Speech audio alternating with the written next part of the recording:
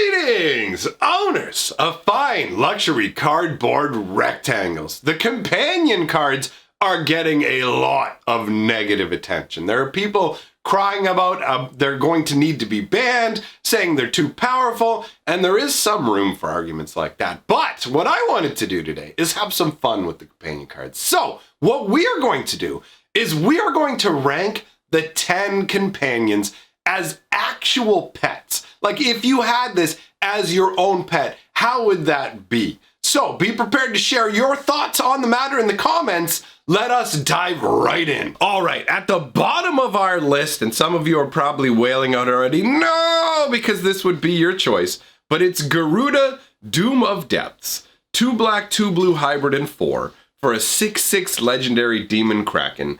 Now his companion rule is your starting deck contains only cards with even converted mana costs.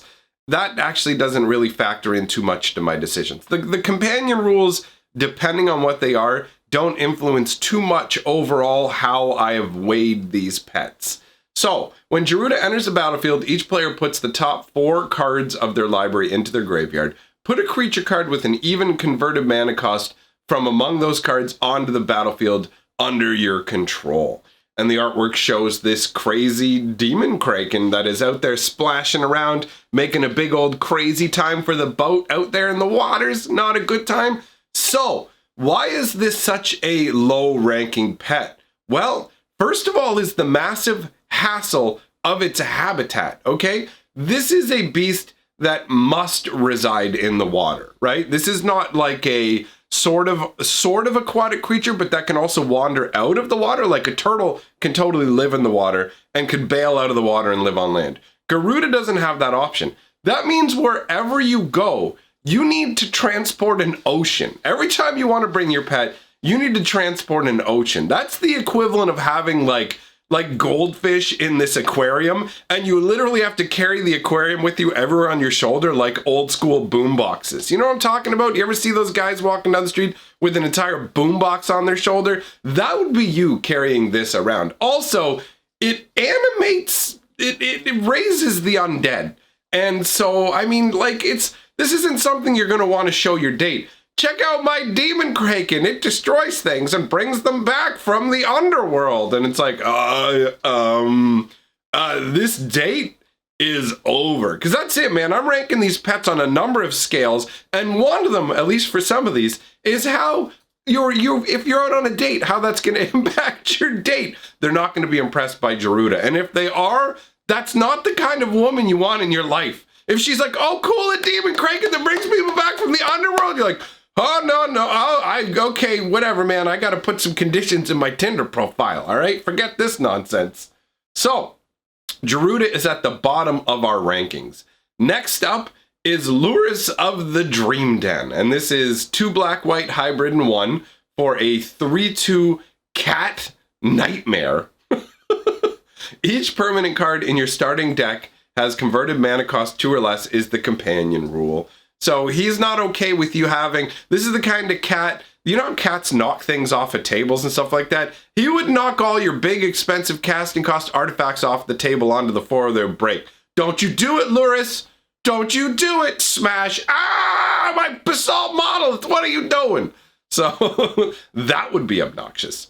It's got lifelink. During each of your turns, you may cast 1 permanent spell with converted mana cost 2 or less from your graveyard. This, again, falls into the category of it's a big no from, like, a dating perspective, right? The same concept, the same problems we have with Garuda extend to the Lurrus of the Dream Den. Imagine you're bringing your date home, and you get to your home and you open the door, and before the lights even kick on, there's 4 glowing eyes in the darkness, which is already spooky. And then you turn the light on, and you've got this nightmare cat where there's just these like aether. This aether is just leaking off of it. What are these fumes? Your date's gonna be like your demon cat's on fire. Also, what is leaking off of your demon cat? Oh, no problem. Just put this mask on. You're gonna need an N95 to get through this particular scenario. Like, it's not what you want. I mean, your only hope would be that she is touched by it's, oh, look, it's a mommy and here's this little baby kind of thing. This is another terrify your date style creature, but It ranks higher than Garuda because, first of all, you don't have to deal with the giant upkeep, right? You don't have to deal with all of that water. And secondly, it's cuter from like a cat perspective to a degree. And cute, obviously, isn't exactly how to describe it. But just when you compare it to the Demon Kraken, yeah, it is a little bit cuter. So let us move on to the third lowest ranking pet. And that is Obosh, the Prey Piercer. All right? I mean, let's be real. He would be good for keeping your home rat-free, right? So it's 2 red and black hybrid and 3 colorless for a 3/5 Hellion Horror. The companion is your starting deck contains only cards with odd converted mana costs and land cards. So that one again falls into the same category as Garuda in terms of the companion part not really shedding much light into how great he would be as a pet. It says if a source you control with an odd converted mana cost would deal damage to a permanent or player, it deals double that damage to that permanent or player instead. So, I mean, when you take a look at Obosh with the artwork here, and it's this crazy Hellion with all these insectile legs and everything, and it looks like it's like breathing out like furnace energy. So I guess if you wanted to try and maybe heat up some Tostitos with some cheddar on it, then he might be useful. But overall, this is another one where people are going to look at you askance. Like, I mean, think about it. Silverfish are very gross little scuttling insects that we have to deal with that creep us out. Ain't no woman gonna come back to your place, or man, if that's what you're into, whatever makes you happy. Ain't nobody come back to your house seeing this and being like, oh yeah, I'm definitely gonna stay and make out with you. They're just gonna leave, they're gonna be gone, they're gonna be gone instantly. This is not what you want as a pet. Look at all those legs, plus imagine hearing it in the other room. You're just sitting there working on, you're just doing your work from home or whatever, and out in the other room, you've left some toys for Obosh to scamper around with, and all you hear is the skittering of endless insectile legs tapping on the floor. No, thank you, okay? That is just, that is way, way too far for me.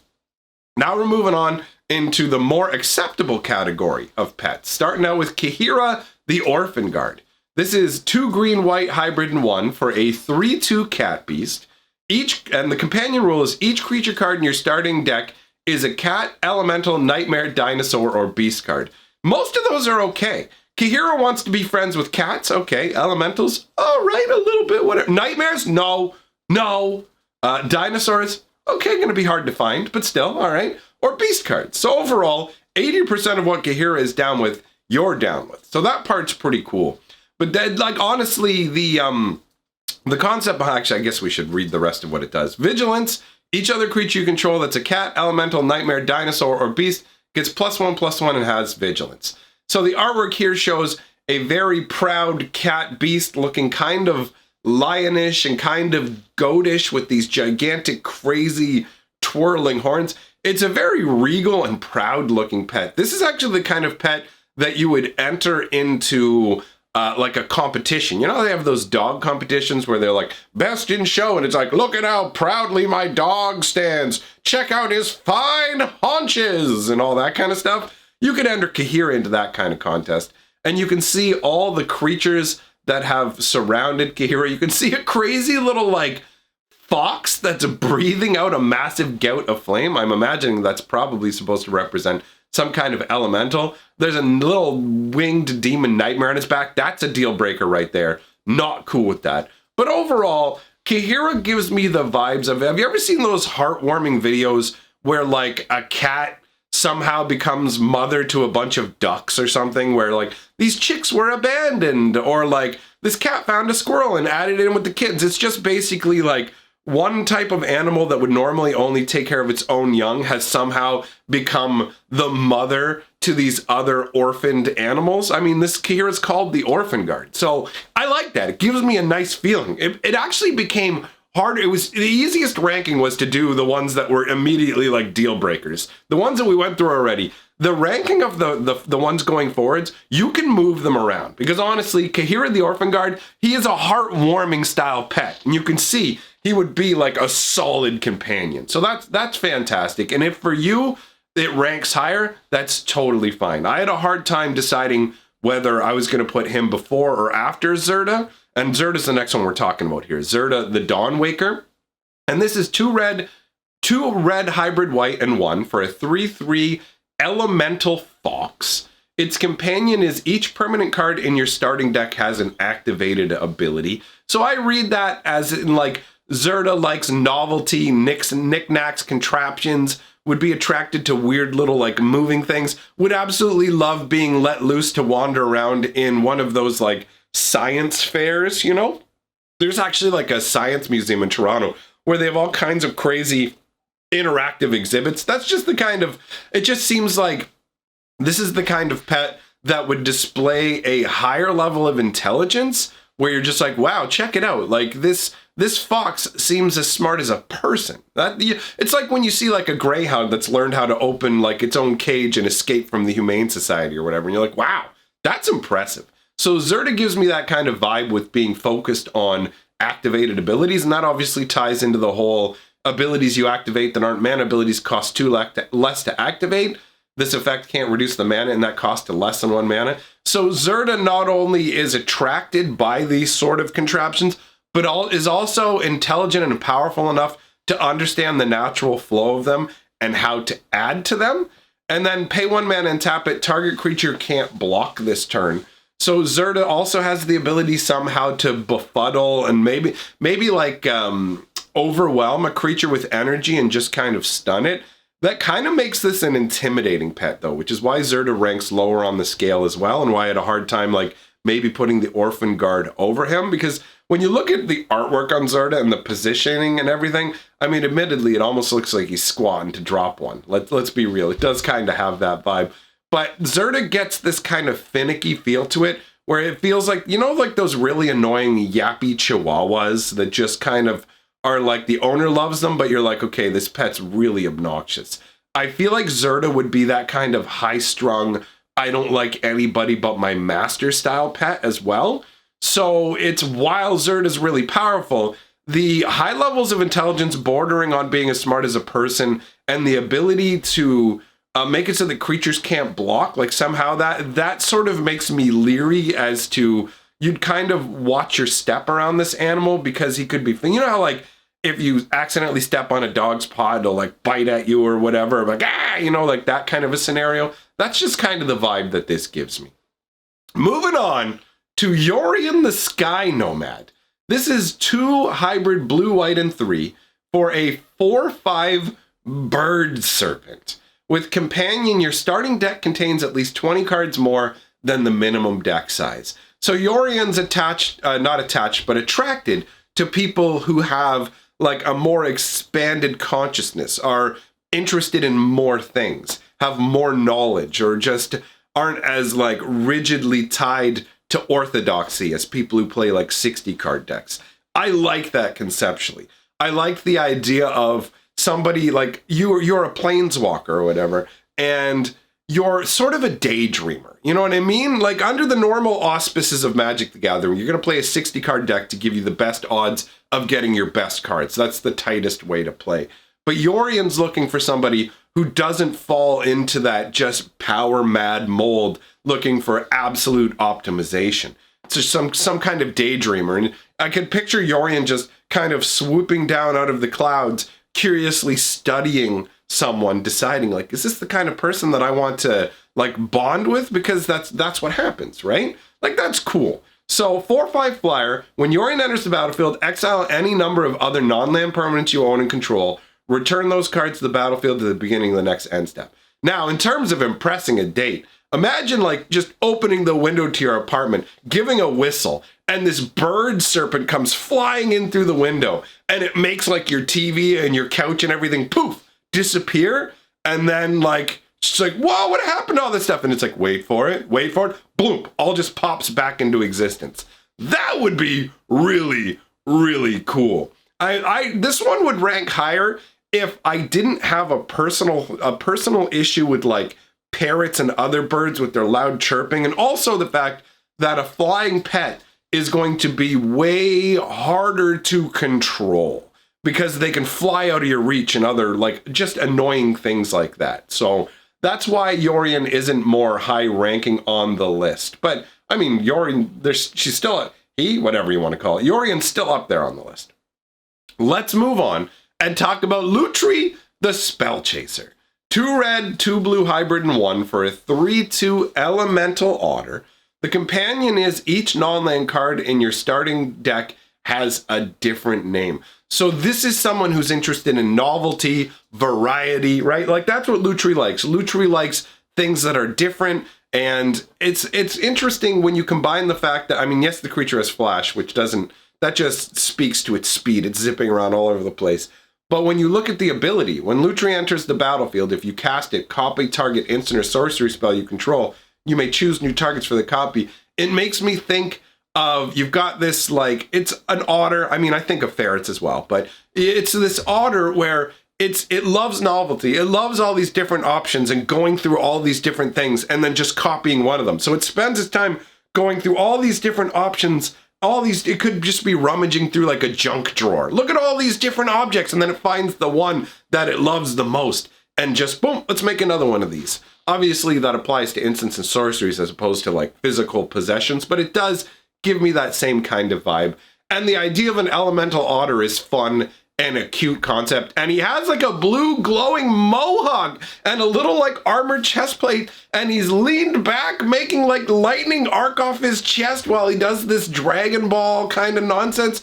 Like he could put on like a little light show. You bring your date over, you're like, check this out, right? Turn the lights off, and lights start flaring. It's, oh my God, what's that? That's my elemental otter. Oh my God. Like that's absolutely amazing. And he doesn't suffer the same issues that Garuda or whatever his name was. Forget that Demon Kraken. I don't even remember his name. He's dead to me. This otter does not automatically need water, right? Otters can be fine on land or in the water, so you don't have to carry around a big aquarium for him. He's just going to be nipping around at crazy speed. He's fast as lightning and can duplicate your magic. Like, how cool would that be? You're there impressing your date with your magic, and then you're like, check this out. My pet does magic too. Watch this. He can copy what I'm doing. That would be so epic. That's why Lutri ranks higher on the scale for me, although he doesn't rank at the top because he's probably a finicky, annoying kind of pet as well, where you would just get overwhelmed by his energy and just be like, oh God, can you stop zipping around everywhere? And he seems like the kind of precocious beast that would also end up copying things you didn't want him to when you didn't tell him to. But I really enjoy the artwork for this card with him kind of like leaned back in the water, blasting out that energy, and just the ambiance of all those rocky crags behind him and everything. You would just spot him. You'd be standing on the beach. He just leaps up out of the water and copies a spell you just cast. And then he swims up to the shore and comes up to you and looks up at you with his cute little otter eyes. And you're like, oh man, I just made a new friend. Love it. Love it. Let's move on to the next one. This is Giganta, the Wellspring. And this is 1 red and green and 4.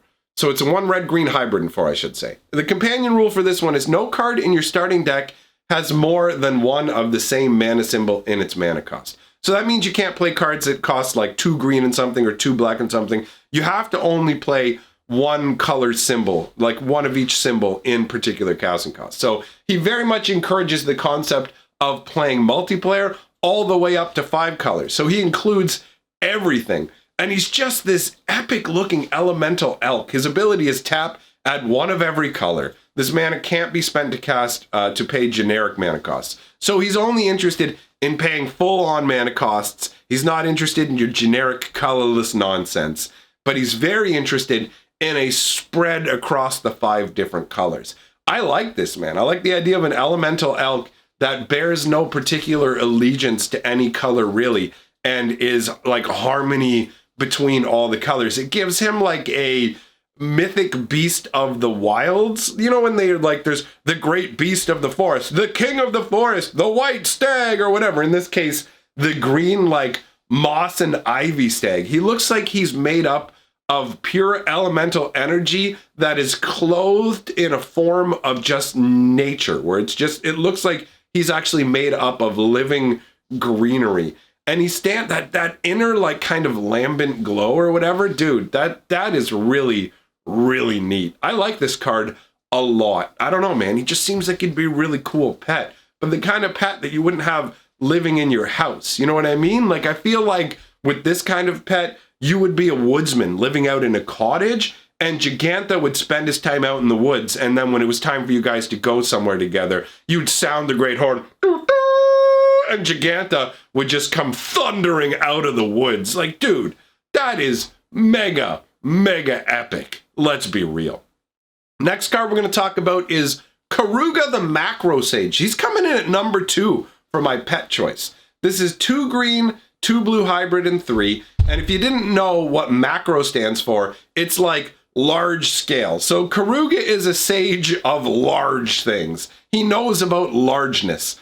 Now, the companion part is your starting deck contains only cards with converted mana cost 3 or greater and land cards. So he's basically like the Timmy Express creature, where you care about having gigantic, big, dumb nonsense, and so does he. That speaks to me. As somebody who plays like a big green Timmy deck, I'm all about that. I am all about that. Now, when he comes into the battlefield, you draw a card for each other permanent you control with converted mana cost 3 or greater. So, he has knowledge of all things that are large. Doesn't matter what they are, and he can actually transmit that knowledge to you, which is really cool, but it's actually one of the reasons that I ranked him lower than 1.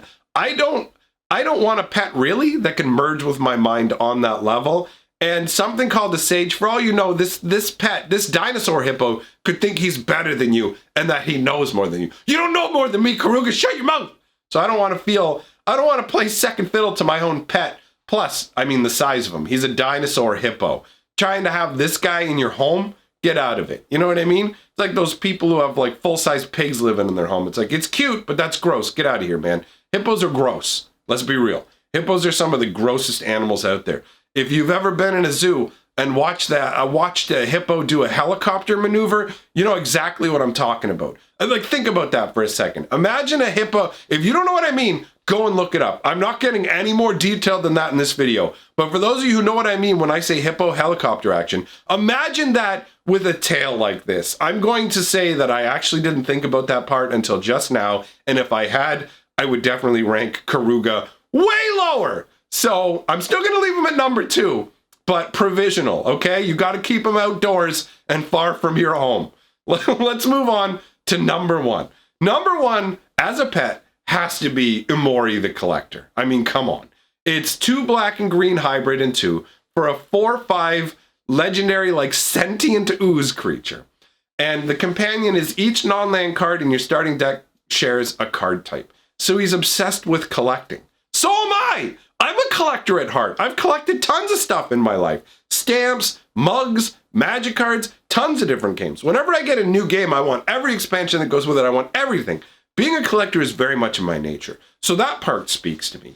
So when he enters the battlefield, you choose a card type. So you get to choose what Umori is obsessed with, what he wants to collect.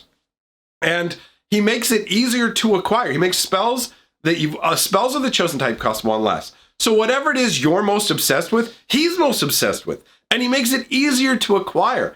And from the date perspective, guys, look at him. He's got a cute little slime face, and he wanders around collecting up what you've told him to be obsessed with and kind of piling it all over the place.